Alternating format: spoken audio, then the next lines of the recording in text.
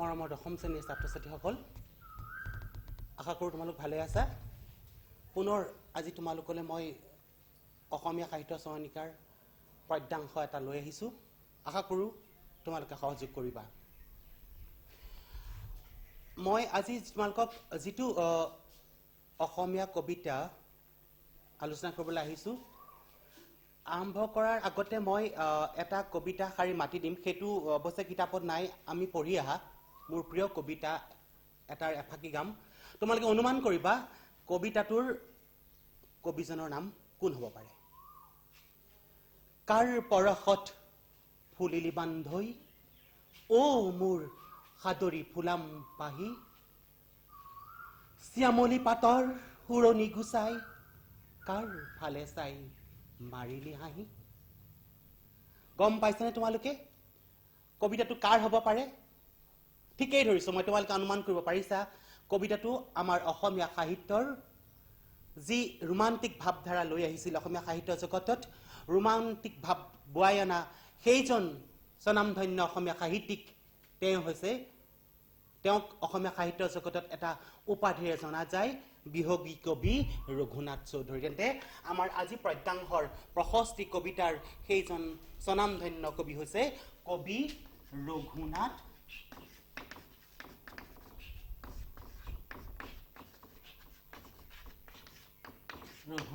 চৌধুৰীদেৱ অসমীয়া সাহিত্য জগতৰ কিংবদন্তি পুৰুষ যিজন কবিয়ে চৰাই বিষয়বস্তুক লৈ অসমীয়া প্ৰকৃতিৰ বিষয়বস্তুক লৈ বহু সংখ্যক কবিতা গল্প প্ৰবন্ধ অসমীয়া সাহিত্যলৈ আগবঢ়াই থৈ গৈছে এইজনা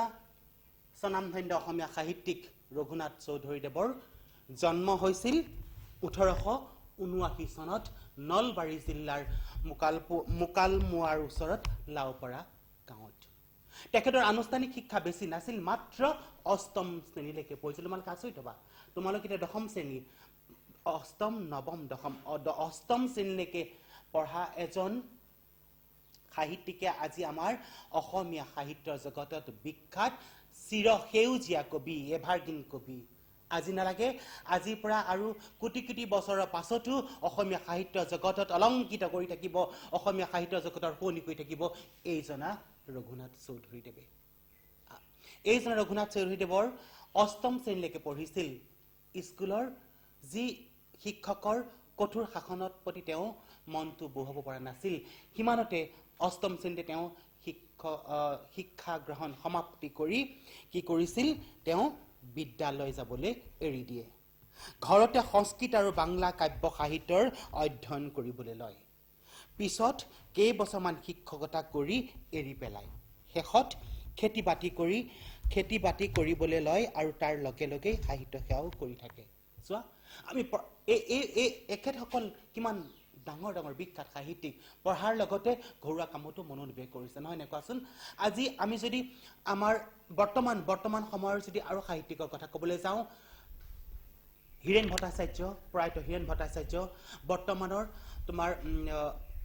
আমাৰ অসম কাকতৰ আগতে সম্পাদক আছিল এতিয়া তেখেত আছিল হোমেন বৰগোহাঁইদেৱ নহয় জানো কোৱাচোন কনক সেন ডেকা এইবিলাকৰ যথেষ্ট ত্যাগ আছে অকল যে কিতাপৰ কথাৰ মাজতে যাতে আমি সোমাই থাকিয়ে যে অকল শিক্ষক বা শিক্ষাটো গ্ৰহণ কৰা হ'ব তেনে কোনো কথা নাই আমি অভিজ্ঞতাৰ দ্বাৰা বহু কথা শিকিব পাৰোঁ তোমালোকে নিজেই ভাবা অষ্টম শ্ৰেণীলৈকে পঢ়া এজন সাহিত্যিকে গোটেই অসমত আজি বিখ্যাত কিয় তেখেতে লিখা যি অপূৰ্ব গ্ৰন্থ সম্ভাৰ তোমালোকে আমাৰ গৃহলৈ কেতিয়াবা আহিলে মই দেখুৱাম তেখেতৰ যথেষ্ট কবিতা পেটি মই সংগ্ৰহ কৰি থোৱা আছে গতিকে মানুহৰ আনুষ্ঠানিক শিক্ষাটো একো ডাঙৰ কথা নহয় এই আনুষ্ঠানিক শিক্ষাবিলাক মাত্ৰ আমি বাকচত থৈ দিয়া বাকচৰ তলত সোমাই থোৱা কিছুমান মাত্ৰ আমাৰ অভিজ্ঞতাৰ এটা জ্ঞানৰ টোপোলা কিন্তু সেই জ্ঞানৰ টোপোলাৰ পৰা আমি যেতিয়া আমাৰ জ্ঞান বিলাই দিম অভিজ্ঞতাৰ মাজেৰে সেই জ্ঞানবিলাক আমাৰ হ'ব চিৰযুগমীয়া চোৱা গতিকে তেওঁ বাংলা ভাষা অধ্যয়ন কৰিলে অসমীয়া ভাষা অধ্যয়ন কৰিলে আৰু কি কৰিলে পিছত কেইবছৰমান শিক্ষকতাও কৰিবলৈ লৈছিল অৰ্থাৎ এতিয়াৰ পৰা আগৰ যুগত তেতিয়া সপ্তমমান আৰু অষ্টমমান শ্ৰেণীৰ পঢ়িলেই আগতে শিক্ষকতা কৰিব পাৰিছিল ঠিক তেনেকৈ ৰঘুনাথ চৌধুৰীদেৱেও অষ্টম শ্ৰেণীলৈকে শিক্ষা শেষ কৰি পেলাই তেওঁ শিক্ষকতা কৰিলে পাছত তেওঁ শিক্ষকতাও এৰি দিছিল তেওঁ গুৱাহাটীৰ পৰা প্ৰকাশিত জোনাকী কাকতৰ সহকাৰী সম্পাদক আৰু মইনা জয়ন্তী সুৰভি নামৰ আলোচনীৰ সম্পাদক আছিল এই যে জোনাকী আমি আগৰ তোমালোকে নৱম শ্ৰেণীত পাইছিলা জোনাকী কাকতৰ প্ৰথম সম্পাদক চন্দ্ৰকুমাৰ আগৰৱালাদেৱৰ হয় নে কোৱাচোন গতিকে এই চন্দ্ৰকুমাৰ তোমাক এতিয়াও আমি পঢ়িছিলোঁ আগতে মানৱ বন্দনা নৱমমান শ্ৰেণীত পঢ়িছিলোঁ মানৱ বন্দনা গতিকে আহিছে মানুহ গৈছে মানুহ মানুহ মই পিজিব এই যে এই কবিতাটোৰ কবি চন্দ্ৰকুমাৰ আগৰৱালাৰ জোনাকী কাকত তেওঁ প্ৰথম সম্পাদক আছিল পাছত ৰঘুনাথ চৌধুৰীদেৱেও এই জোনাকী কাকতে তেওঁ নিজৰ সম্পাদকীয় লগতে তেওঁ সেই আলোচনী তেওঁ নিজকে মনোনিৱেশ কৰিছিল তেওঁ সহকাৰী জোনাকী কাকতত তেওঁ কি সহকাৰী সম্পাদক আৰু মইনা জয়ন্তী সুৰভি নামৰ আলোচনীৰ সম্পাদক আছিল ৰঘুনাথ চৌধুৰীদেৱে জোনাকী কাকতেৰে কবিতা লিখিবলৈ আৰম্ভ কৰে তেওঁ প্ৰথম কবিতাৰ প্ৰকাশ জোনাকী কাকতেৰে প্ৰকাশ কৰিছিল আৰু আলোচনী বাঁহী আদিতো বহুতো কবিতা প্ৰকাশ পায় যিখন বাঁহী এইবিলাক আমাৰ ৰোমান্টিক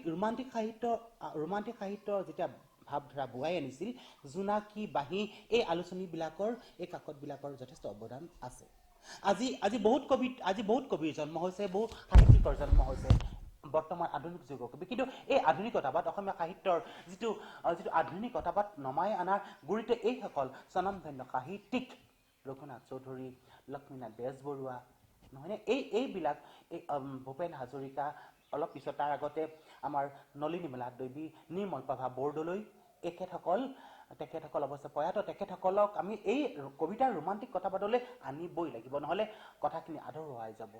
চন্দ্ৰকুমাৰ আগৰৱালা ৰঘুনাথ চৌধুৰী লক্ষ্মীনাথ বেজবৰুৱা নিৰ্মলপ্ৰভা বৰদলৈ নলিনীমেলা দেৱী এইবিলাকৰ জীৱন চৰিত্ৰ যেতিয়া তোমালোকে অধ্যয়ন কৰিব তেতিয়া গম পাবা তেখেতসকলৰ কিমান ত্যাগ আছে নলিনীমেলা দেৱী সপ্তমমান শ্ৰেণীত থাকোঁতেই তেখেতক বিয়া দিছিল কিন্তু মহামাৰীয়ে গোটেই মহামাৰী বিয়া দিয়াৰ পাছত মহামাৰীয়ে তেওঁ গোটেই সংসাৰখন বিনষ্ট কৰি পেলালে তেওঁ স্বামী হাৰা হ'ল সন্তান মৰি গ'ল তেওঁ আকৌ ঘৰলৈ উলটি আহি আকৌ তেওঁ পঢ়ি পেলাই BA পাছ কৰি শেষত অসম সাহিত্য সভাৰ সভাপতিৰ আসন অলংকৃত কৰিছে আমাৰ ৰঘুনাথ প্ৰত্যেকৰে এটা জীৱনত এটা ট্ৰেজেডি আছে গতিকে সংগ্ৰাম কৰিব লাগিব আমি লাইফটো যেতিয়াহে আমাৰ জীৱনটো তেতিয়াই সফলতা পাব যেতিয়া আমি জীৱনত পোৱা জ্ঞানবিলাক যেতিয়া আমি আমাৰ বাস্তৱ অভিজ্ঞতাৰে প্ৰয়োগ কৰিম গতিকে এই ৰঘুনাথ চৌধুৰীদেৱে প্ৰথম স্তৰত লিখা কবিতাবোৰ সাদৰী নামৰ পুথিত সন্নিৱিষ্ট কৰিছিল 1910 চনত প্ৰকাশ পাইছিল ৰঘুনাথ চৌধুৰীৰ প্ৰথম সাদৰী কবিতা পুথিখন ইয়াৰ পিছত ক্ৰমে কেতেকী 1918 চনত কাৰৱালা 1923 চনত দহিকতৰা 1931 চনত আৰু নৱমল্লিকা 1958 চনত আৰু মৰণোত্তৰ কালত মনাই বৈৰাগী কবিতা পুথি তেওঁ মৃত্যুৰ পাছত এখন ওলাইছিল মৰণোত্তৰভাৱে প্ৰকাশ পাইছিল আৰু পছতীয়া নামে গল্পৰ পুথি প্ৰকাশ কৰা তোমালোকৰ পৰীক্ষা আহিব ৰঘুনাথ চৌধুৰীদেৱৰ মৰণোত্তৰ পাছত প্ৰকাশ পোৱা কবিতা পুথিখন আৰু গল্প পুথিখনৰ নাম কি তোমাকে লিখিব লাগিব যে মৰণোত্তৰ কালত প্ৰকাশ পোৱা কবিতা পুথিখনৰ নাম আছিল মনাই বৈৰাগী আৰু গল্প পুথিখনৰ নাম আছিল কি পছতীয়া ৰঘুনাথ চৌধুৰীদেৱক অসমীয়া সাহিত্য জগতক বিহগী কবি বুলি কোৱা হয় 2 নম্বৰ প্ৰশ্ন পৰীক্ষাত আহিব কিয় ৰঘুনাথ চৌধুৰীদেৱক অসমীয়া সাহিত্যত বিহগী কবি বুলি কোৱা হয়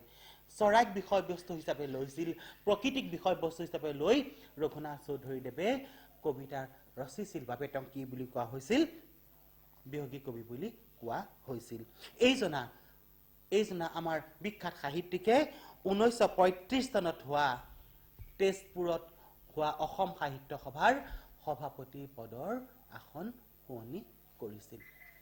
হয়নে গতিকে 1935 চনত হোৱা অসম সাহিত্য সভাৰ সভাপতি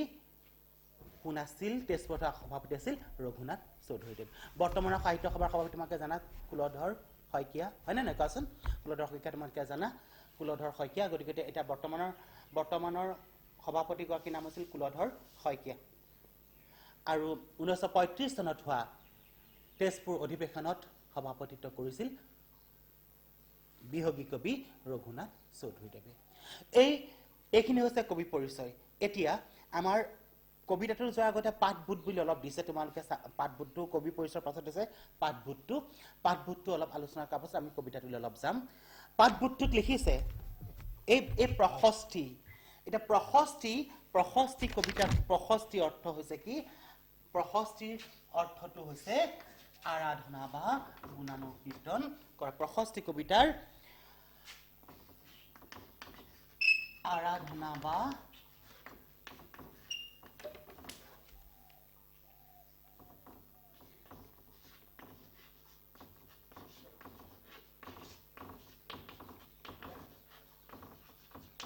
প্ৰশস্তি কবিতাৰ অৰ্থটো হৈছে প্ৰশস্তি মানে আৰাধনা বা গুণানুকীৰ্তন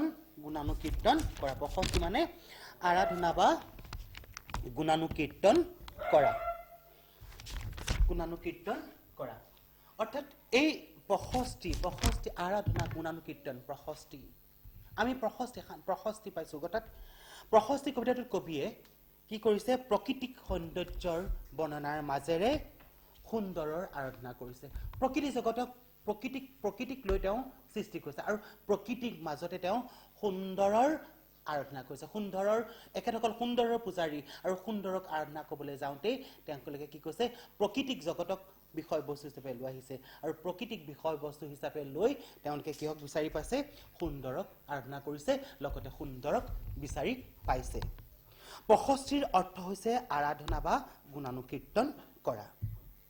বেলিৰ পোহৰে পোহৰাই তোলা পৃথিৱীত গছ বনে প্ৰকৃতিক ন সাজেৰে সজাই তুলিছে আমি ৰাতিপুৱা তোমালোকে ৰাতিপুৱা খুব সোনকালে শুই উঠা দেখা ৰাতিপুৱাৰ লগে লগে যেতিয়া পূব দিশত বেলিটো ওলাই ৰাতিপুৱাৰ লগে লগে গছে কুঁহি পাত মেলে চৰাই চিৰিকটিয়ে কোলাহল কৰে গছৰ ফুলবিলাকে কুঁহি পাত মেলে কি অপৰূপ সৌন্দৰ্য গতিকে এই অপৰূপ সৌন্দৰ্যৰ মাজতে কবিয়ে বিচাৰি পাইছে এক অপৰূপ সৃষ্টি তোমালোকে এতিয়া তোমালোকে এইকেইদিন তোমালোকে যেতিয়া লকডাউন কৰি ঘৰত সোমাই আছা এইখিনি গম পাইছা তোমালোকে আমাৰ পৃথিৱীখন প্ৰকৃতি জগতখন কিমান স্বচ্ছ নিৰ্মল হৈছে আমাৰ প্ৰদূষণটো আমাৰ এতিয়া বৰ্তমান এই আমি মহামাৰীৰ ত্ৰাসত যেতিয়া আমি সোমাই আছো আমাৰ সমাজখনৰ পৰা কিন্তু অলপ হলেও প্ৰদূষণবিলাক নাইকিয়া হৈছে প্ৰকৃতিয়ে মুক্ত মনে বিচৰণ কৰিছে হাবিত থকা জীৱ জন্তুবিলাক মুকলি পথলৈ ওলাই আহিছে গছে বনে জাতিষ্কাৰ কৰি উঠিছে আমাৰ এই প্ৰকৃতি জগতৰ এই সৌন্দৰ্যবিলাক দেখি আজি নতুন প্ৰজন্মৰ কবিৰ লগতে আমাৰ কবি সাহিত্যিকসকলৰ কলমতে নিগৰি ওলাইছে যথেষ্ট সৃষ্টি গতিকে এই প্ৰকৃতিক জগতক বিষয়বস্তুলৈ টানি আনিছে আমাৰ বিহগী কবি ৰঘুনাথ চৌধুৰীদেৱে আৰু এই বিষয়বস্তু তেওঁ প্ৰকৃতিক বিষয়বস্তু পৰা লৈ তেওঁ প্ৰকৃতিক আৰাধনা কৰি তেওঁ সুন্দৰক বিচাৰি পাইছে চৌদিশে ফুলি থকা ফুলবোৰৰ প্ৰাণ আনন্দৰে ভৰি পৰিছে অৰ্থাৎ গছ বন যেতিয়া ফুলি উঠে গছ বন ফুলবিলাক যেতিয়া জাতিষ্কাৰ উঠিব তাৰ পৰা এটা অপূৰ্ব শক্তি অপূৰ্ব আনন্দ এটা আমি বিচাৰি পাওঁ চৰাই চিৰিকটিৰ গানে যেন সকলোতে দেৱতাৰে সন্ধান কৰিছে কবিয়ে অমৃতৰ সন্তান মানুহক কাল ৰাতিৰ শেষত মুক্তিৰ বাট বিচাৰিবলৈ আহ্বান জনাইছে অৰ্থাৎ কাল ৰাত্ৰিৰ শেষত এতিয়া এই যে এই সময়খিনি আমি এতিয়া আমাৰ এই লকডাউনৰ সময়খিনিক যদি আমি কাল ৰাত্ৰিৰ সময় বুলি ধৰি লওঁ আমি আশা কৰিম এই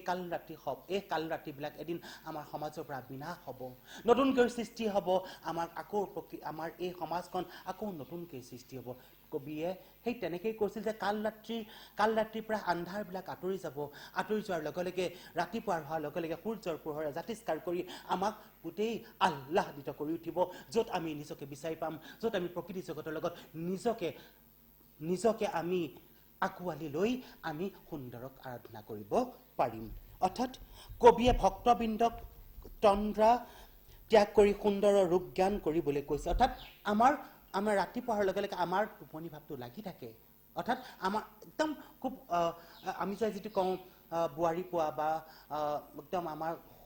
একদম খুব ৰাতিপুৱাটো সময় আমি যেতিয়া বোৱাৰী পোৱা বুলি কোৱা হয় অসমীয়া সাহিত্যত শব্দ খুব সোনকালে যিটো ইংৰাজী আৰ্লি মৰ্ণিং গতিকে সেইখিনি সময়ত আমি যদি আমাৰ তন্দা টোপনিটো যদি আমি গুচাই পেলাই আমি প্ৰকৃতিৰ মাজলৈ অলপ আহোঁ আমি আমাৰ মনটোক এক কি কৰিব পাৰিম এক আনন্দেৰে শান্তিৰে ভৰাই তুলিব পাৰিম আৰু তাৰ পৰা আমাৰ সৃষ্টি হ'ব প্ৰশস্তি অৰ্থাৎ গুণানুকীৰ্তন কৰিম কিহৰ গুণানুকীৰ্তন কৰিম সুন্দৰৰ প্ৰকৃতিৰ কবিয়ে আমাক এইবিলাক কথাই সোঁৱৰাই দিছে প্ৰকৃতিৰ ৰূপ আৰাধনাৰ আঁৰত কবিতাটোত ঈশ্বৰ ভক্তিৰ স্বৰূপ সোমাই আছে তাৰ লগতে আমাৰ যিটো আধ্যাত্মিকতা আমাৰ যিটো আধ্যাত্মিকতা ঈশ্বৰৰ প্ৰতি থকা যিটো আমাৰ ভাৱ যিটো ভক্তি শ্ৰদ্ধা তোমালোকে নিশ্চয় গম পাইছা এইকেইদিন আমাৰ যিটো কৰোনা মহামাৰী গোটেই সন্তাসৰ সৃষ্টি কৰিছে প্ৰত্যেকজন মানুহেই পৃথিৱীৰ প্ৰত্যেকজন কোটি কোটি মানুহেই কি বুলি চিন্তা কৰিছে যে এই মহামাৰী কেৱল এটা মাত্ৰ ঐশ্বৰিক শক্তিয়েই নিৰ্মূল কৰিব পাৰিব আৰু সেই ঐশ্বৰিক শক্তি হৈছে ঈশ্বৰ ভগৱান গড আল্লাহ ৱাহেগুৰু এই সকলোবিলাকে গুৰিতে হৈছে এইজন ভগৱন্তৰ ঐশ্বৰিক শক্তি কোনো নজনা সেইজন ঐশ্বৰিক শক্তিয়ে আমাৰ সমাজৰ পৰা এইবিলাক মহামাৰীকে আদি কৰি অন্ধকাৰ নিৰ্মূল কৰিব পাৰিব ঠিক তেনেকৈ আমাৰ বিহকী কবি ৰঘুনাথ চৌধুৰীদেৱেও এই প্ৰশস্তি কবিতাটোৰ জৰিয়তে সুন্দৰক আৰাধনা কৰিছে সঁচা কথা সুন্দৰৰ লগতে কবিয়ে কিহৰ সন্ধান কৰিছে অমৃতৰ সন্ধান কৰিছে ঈশ্বৰৰ সন্ধান কৰিছে আমি ঈশ্বৰৰ সন্ধান ক'ত পাম মানৱ ধৰ্ম আমাৰ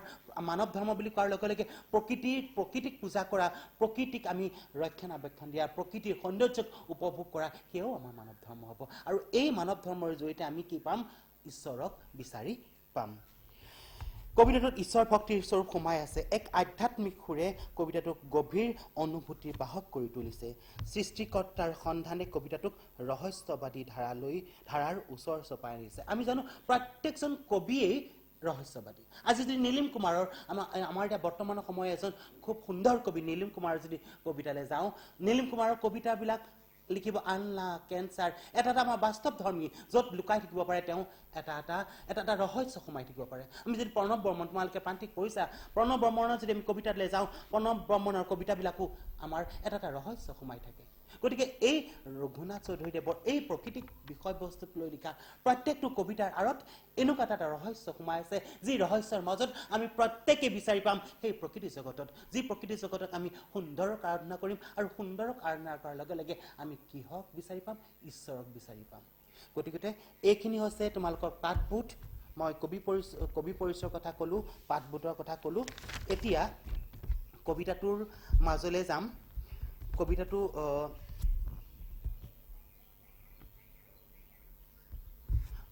তো কবিতাটোৰ মাজলৈ যাবলৈ ওলাইছোঁ প্ৰথমতে মই কবিতাটো এবাৰ পঢ়ি দিছোঁ প্ৰশস্তি কবি ৰঘুনাথ চৌধুৰী উষাৰ কুসুম ৰাগে ৰঞ্জিলে বসুধা দসুদিক উদ্ভাসিত কৰি নৱ কিশলয় দলে চামৰ ধুলাই প্ৰকৃতিক আনিলে সাদৰি কৰি চিত্তহাৰী যত ফুল্ল কুসুমৰ আনন্দত প্ৰাণ তলমল মন্দিৰৰ উপেক্ষিত ৰবাব ফুলেও দিছে যাচি প্ৰেম পৰিমল উঠে তৰু শিৰে শিৰে বন বিহংগৰ চন্দ ভৰা সুমধুৰ টান জলস্থল অন্তৰিক্ষ সকলোতে যেন দেৱতাৰ মহা অভিযান কৰি দীৰ্ণ জৰাজীৰ্ণ পুঞ্জীভূত ক্লেদ হে হল মহাকাল ৰাত্ৰি উঠা হে ঋত্বিক ধ্যানী অমৃতৰ পুত্ৰ উঠা যত মুক্তি পথযাত্ৰী মোহন কিচক বেনু অনাহত চন্দে গাই মহামহিমৰ গান মোহ তণ্ডালহ তেজি উঠা ভক্তবৃন্দ সুন্দৰৰ কৰা ৰূপ ধ্যান অৰ্থাৎ এতিয়া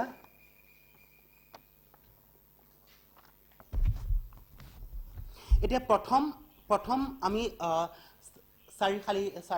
চাৰিশাৰী কবিতাৰ উষাৰ কুম ৰাগে ৰঞ্জিলে বসুধা দসুদিশ উদ্ভাসিত কৰি উষা সূৰ্য উষা বুলি কাক কৈছে কবিতাটো সূৰ্যৰ কথা কৈছে অৰ্থাৎ কুমকুম মানে হৈছে ফুল ৰাগ মতলীয়া কৰিলে ৰঞ্জিলে মানে পোহৰ কৰিলে বসুধা পৃথিৱী দসুদিশে উদ্ভাসিত অৰ্থাৎ হৈছে উজ্বলাই তোলা অৰ্থাৎ ৰাতিপুৱা হোৱাৰ লগে লগে আন্ধাৰ আঁতৰি যায়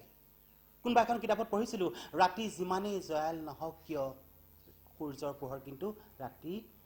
পোহৰে কিন্তু গোটেই পৃথিৱীক পোহৰ কৰি তুলিব ঠিক তেনেকৈ আন্ধাৰ আঁতৰি গ'ল সূৰ্যৰ পোহৰে গোটেই পৃথিৱীক জাতিষ্কাৰ কৰি তুলিলে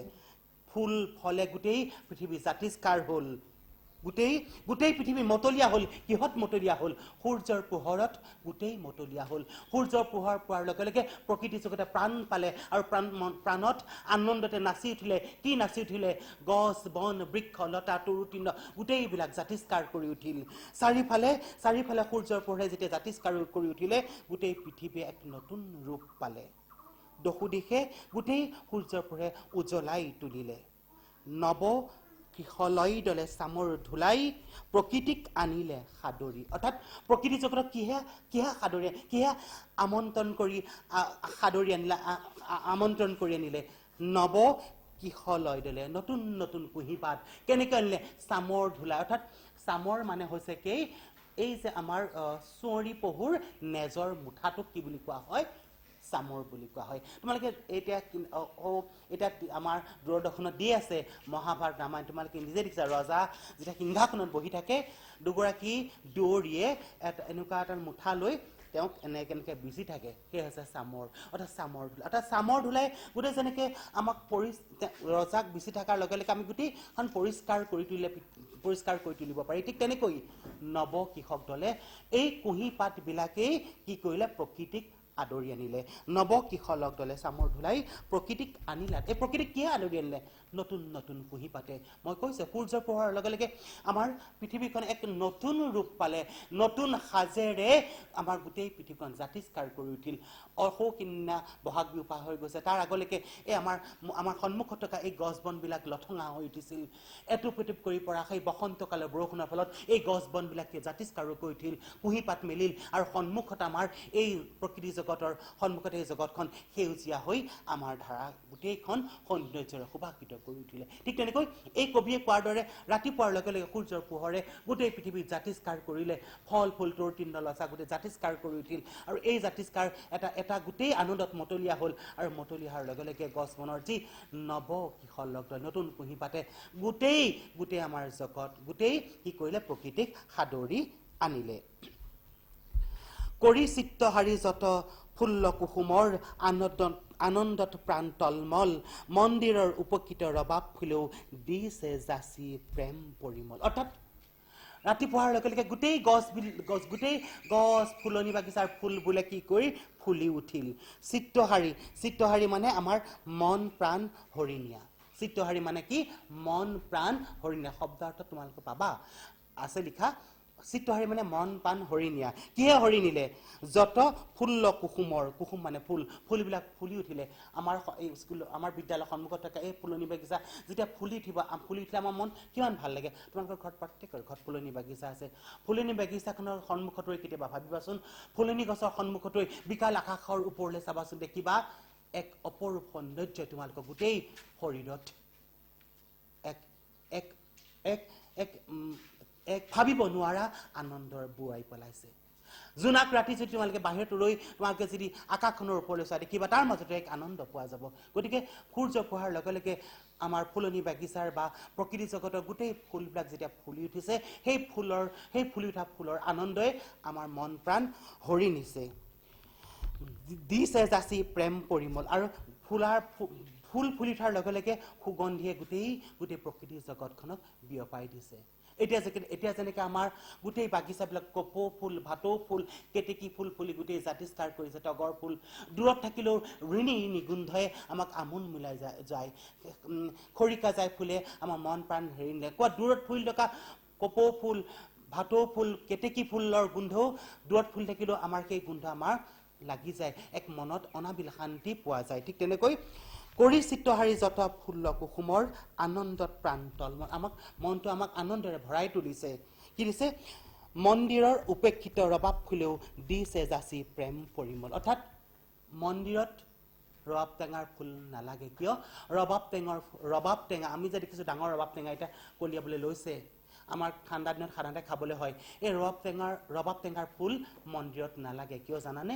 ৰবাব টেঙাৰ ফুলৰ গোন্ধ নাই যেনেকৈ মদাৰ ফুল হওক বা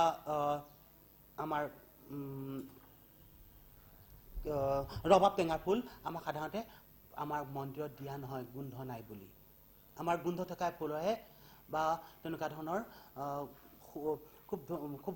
সুগন্ধিৰে ভৰপূৰ ফুলহে আমাক ক'ত দিয়া হয় মন্দিৰত দিয়া হয় গতিকে মন্দিৰৰ বাবে উপেক্ষিত ফুল কবিয়ে কৈছে যে মন্দিৰৰ বাবে উপেক্ষিত ফুল কোন ৰবাব টেঙাৰ ফুল এই ৰবাব টেঙাৰ ফুলেও কি দিছে তেওঁ কি দিছে প্ৰেম পৰিমল ঢালি দিছে সুগন্ধ ঢালি দিছে প্ৰেম পৰিমল তেওঁ ঢালি দিছে অৰ্থাৎ উঠে তৰু শিৰে শিৰে বন বিহংগৰ চন্দ্ৰপৰা সুমধুৰ টান জলস্থল অন্তৰিক্ষ সকলোতে যেন দেৱতাৰ মহা অভিযান অৰ্থাৎ গোটেই গছে বনে চৰাই চিৰিকটি গোটেই জাতিষ্কাৰ কৰি উঠিছে গছে বনে গোটেই প্ৰকৃতি ৰাতিপুৱাৰ লগে গছে বনে গোটেই জাতিষ্কাৰ কৰি উঠাৰ লগে লগে চৰাই চিৰিকটি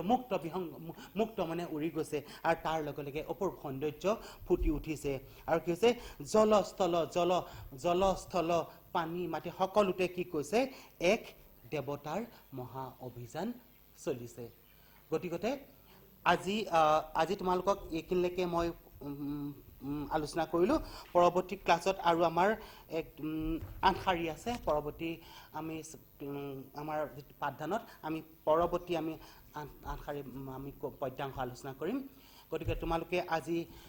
যিখিনি আলোচনা কৰিলোঁ তাত থকা প্ৰত্যেকটো বিষয়বস্তুৰ মাজত তোমালোকে সোমাই পৰিবলৈ চেষ্টা কৰিবা তোমালোকে ঘৰত পঢ়িবা আৰু তাৰ অনুশীলনবিলাক কৰিবলৈ চেষ্টা কৰিবা পৰৱৰ্তী ক্লাছত পুনৰ লগ হোৱাৰ প্ৰতিশ্ৰুতিৰে নমস্কাৰ